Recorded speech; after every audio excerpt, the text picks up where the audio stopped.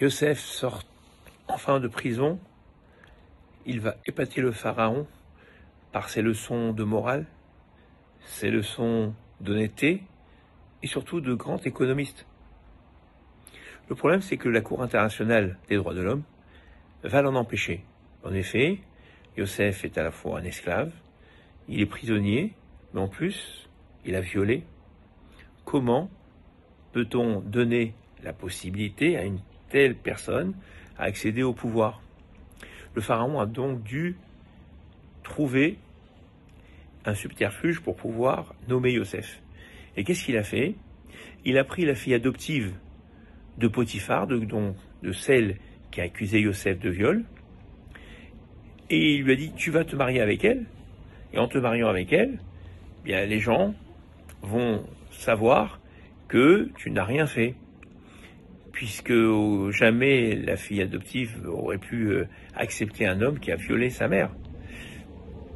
Et c'est comme ça que le pharaon va marier Yosef à Asnath. C'est assez incroyable.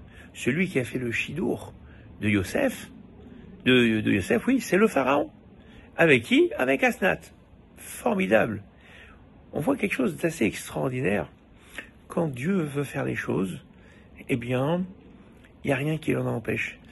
Yosef doit se marier avec Asnath, il doit avoir, eh bien, 2 belles tribus. Eh bien, qui c'est qui va être celui qui va faire la présentation? C'est le pharaon. En fin de compte, ces parachas de Miket, ça tombe toujours pendant Hanouka. Et Hanouka, c'est une mitzvah très particulière. Une des seules mitzvot qu'on fait la nuit.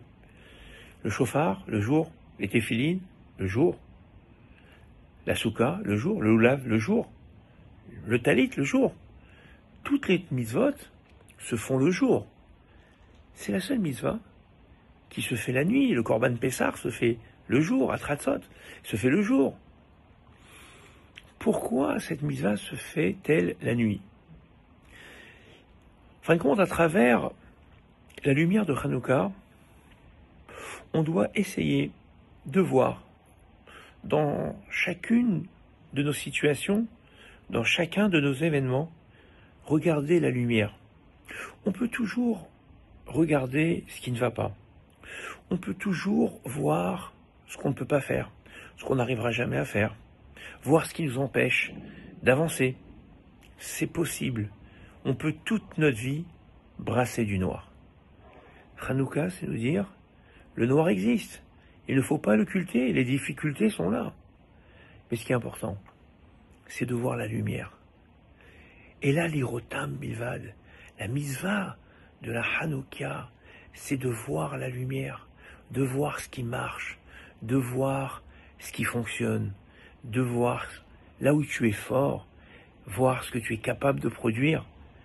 Arrêtons de sans cesse, eh bien, se justifier parce que telle ou telle condition ne sont pas réunies pour pouvoir réussir.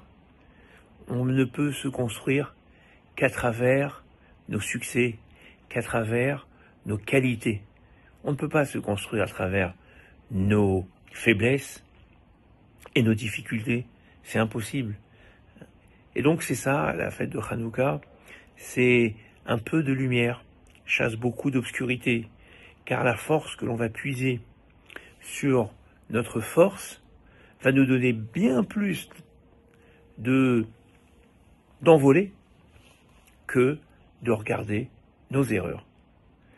Voilà un petit peu la fête de Hanouka, aller vers le haut, regarder la lumière, et quand on regarde la lumière, on s'aperçoit de détails qu'on n'avait jamais vus.